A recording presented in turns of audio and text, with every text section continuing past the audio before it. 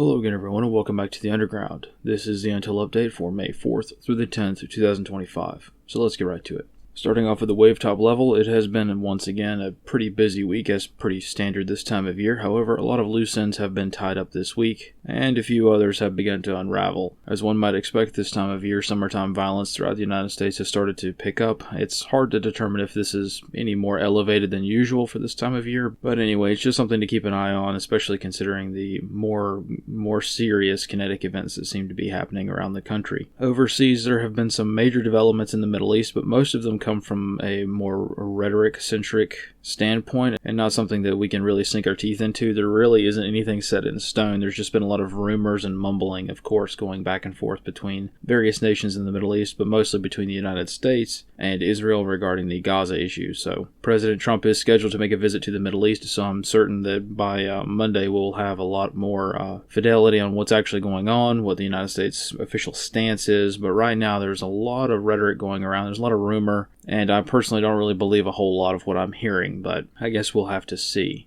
Regarding the brief war that broke out between India and Pakistan, it is over just as quickly as it started, after both nations traded missile strikes back and forth and a few dozen dead or so on all sides. A ceasefire agreement has been reached as of last night, so we'll get more into that in just a bit, but for right now that seems to be pretty much over and done with.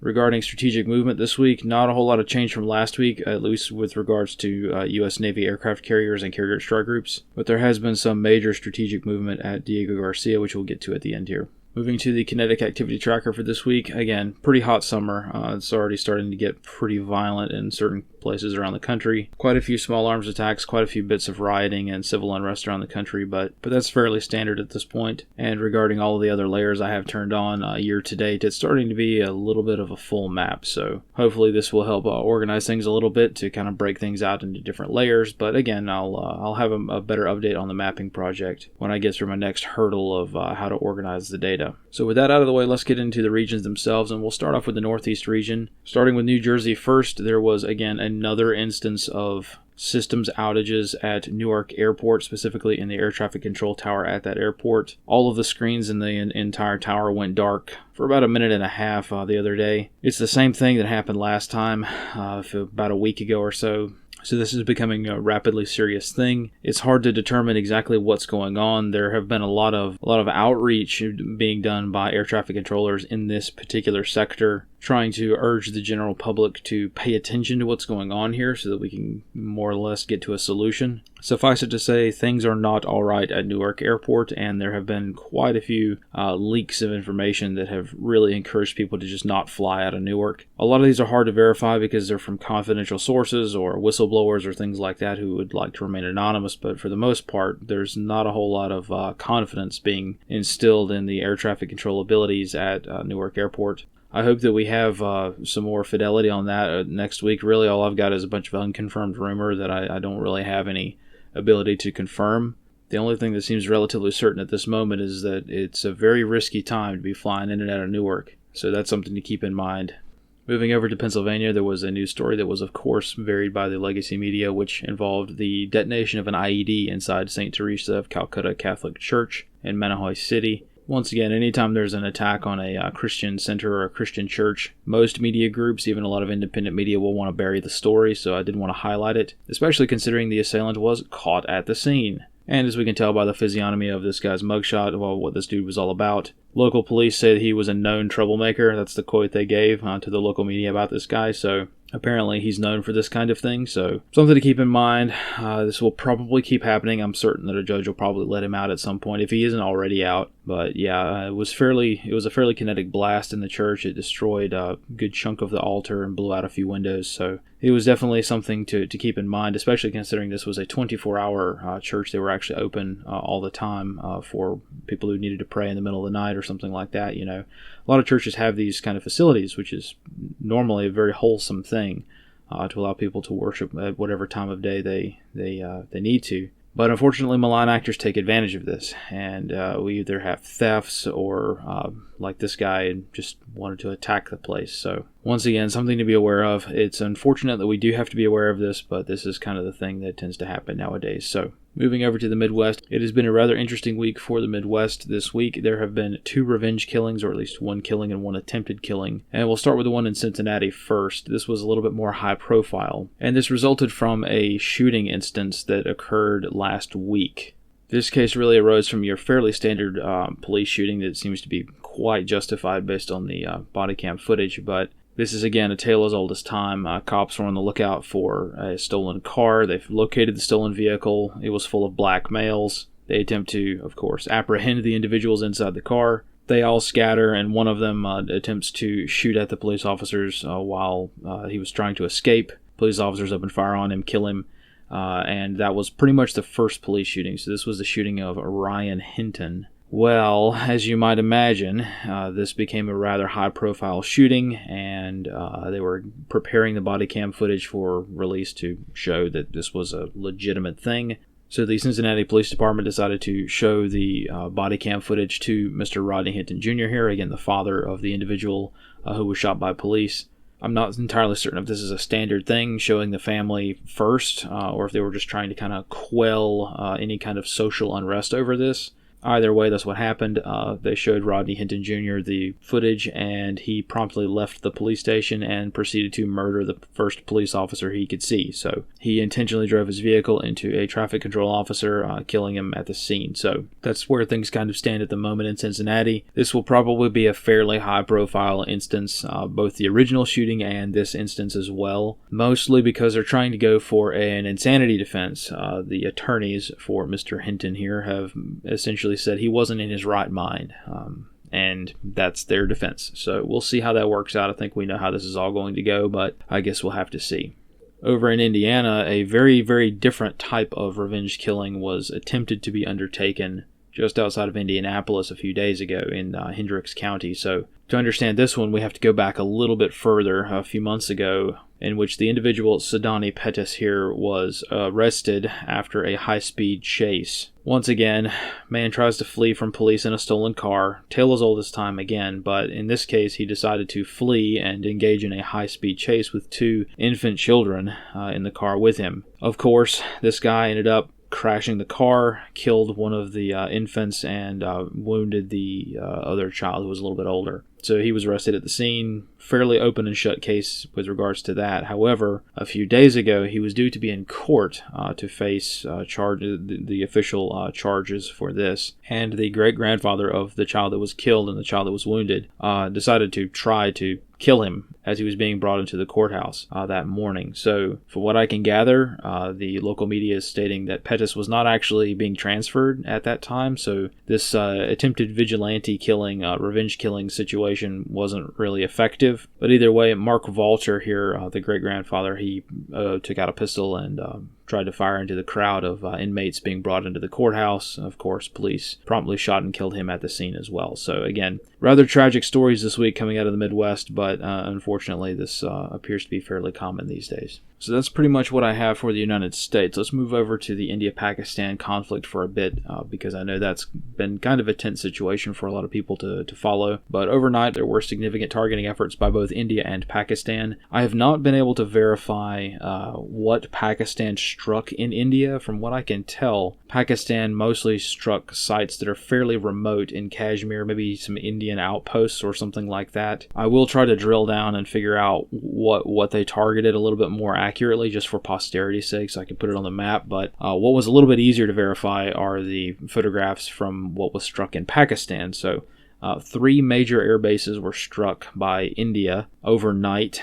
with surface-to-surface cruise missiles. And this was following whatever Pakistan did in India. So just as a very, very rough and brief timeline of events, terror attack occurs in Kashmir, killing a couple of dozen Indians, tourists up there. India promptly blames Pakistan, more specifically their intelligence services, ISI, for supporting insurgent groups and terrorist groups in Kashmir. India then conducts missile strikes in Pakistan, striking around 9 or so different targets in that country. Pakistan responds at the moment of those strikes by shooting down a couple of Indian aircraft. A couple of days goes by till last night, in which Pakistan decided to launch some missiles of their own to strike unknown targets in India. Whatever they hit, I will figure out. But as soon as Pakistan launched, India launched as well, and they struck a few air bases in Pakistan. A few hours after that, so early this morning, 2 or 3 in the morning, Eastern time here locally, the White House announced that a ceasefire had been reached between India and Pakistan. So essentially, it's an immediate effect ceasefire. So I know we were all kind of waiting on whether or not this is going to fit the definition of a war. I don't know if you'd call it a war or not. I suppose you probably should, considering the events of last night. But wars between India and Pakistan are very, very interesting in that they tend to not have that many casualties. So all total, over the past week or so, from what I can tell, again, casualty figures are impossible to confirm with any accuracy. But since this entire thing started, there were around 30 to 40 victims of the initial terror attack, and after that, the strikes between India and Pakistan, all total, we're talking less than 50 fatalities on all sides. And this is after a week of heavy, heavy artillery fire on the border. This is after multiple cruise missile strikes between both nations. And of course, most of the casualties are civilians. So there's probably 36 to 40 civilian casualties throughout both countries. So heavy fighting, few casualties. That's just kind of the way things work between India and Pakistan. So that's it for the subcontinent. Let's move down to the Indian Ocean proper and talk about Diego Garcia. There have been some pretty significant movements there this week. As we can see from the world's blurriest open source satellite imagery, we have some new arrivals. So as of May 7th, there were 2 B-52 Stratofortresses that had arrived at Diego Garcia, and from what I can tell, there were 2 other B-52s headed to Diego Garcia as well. I don't really know what these B-52s are doing here. Maybe it's just a standard deployment training exercise, something like that. I don't know. But it does continue the trend of force buildup in the region. However, there is another major change that occurred this week. It's not on this image, but in the wee hours of the morning yesterday, 3 of these B-2s were picked up off the coast of Hawaii. So the B-2s are going home. From what I can tell, the other 3 followed very shortly after, and as of this briefing, the B-2 Spirits, the 6 bombers that were deployed to Diego Garcia, and thus the source of much consternation over the past few weeks, they're all home. They're all back at Whiteman Air Force Base. So make of that what you will. I hope that over the next few days we'll get some more satellite imagery to confirm that they did in fact go home. We know they went home because we can track them. They took a very public route, and it's not like they were trying to hide their presence when they were coming home. But I'm personally more curious about the B-52s at this point, because this is a non-standard deployment for these guys. I want to know if those B-52s are still there, if they've kind of hot swapped out, and the B-52s are going to be running out of there from now on for carrying out targeting in either Yemen or wherever they're needed. I don't have any commercial paid imagery of this over the past few days. There haven't been any passes that I could see, and it would take far too long for me to task the satellite myself, and it'd be a little bit on the costly side as well. So we're just gonna have to make do with the free stuff we've got for now. But I think this kind of shows us that there's a lot of movement and a lot of things changing with regards to the Middle East rhetoric, and what it all means, I don't know. I can just tell you where the aircraft are or are not. And for now, it looks like the B-2s have gone home. And before we wrap things up today, I briefly wanted to show you guys some of the imagery that I got back last week. As I mentioned before, there are a few sites I'm watching around the world. As hard and as subjective as it is to do from my own wheelhouse, I'm trying to just kind of keep feelers out there and see if anything interesting is taking place around the world. And one of the places that I have been covertly watching for a while is Tinian Island. Now, once again, this is certainly not groundbreaking. I have not located some kind of secret lost U.S. military base in the Pacific. A lot of other people have been aware of this and have been kind of tracking this for a while. The U.S. Air Force in particular is actually quite public about what they're doing here. But I think it's interesting, so I thought I would share it. I had the image anyway, so I paid for it. I might as well show you guys what I got. So Tinian Island is the site of an old Japanese air base that was originally created during World War II. Now, Tinian Island itself is located just south of Saipan and just north of Guam in what we generally call the second island chain.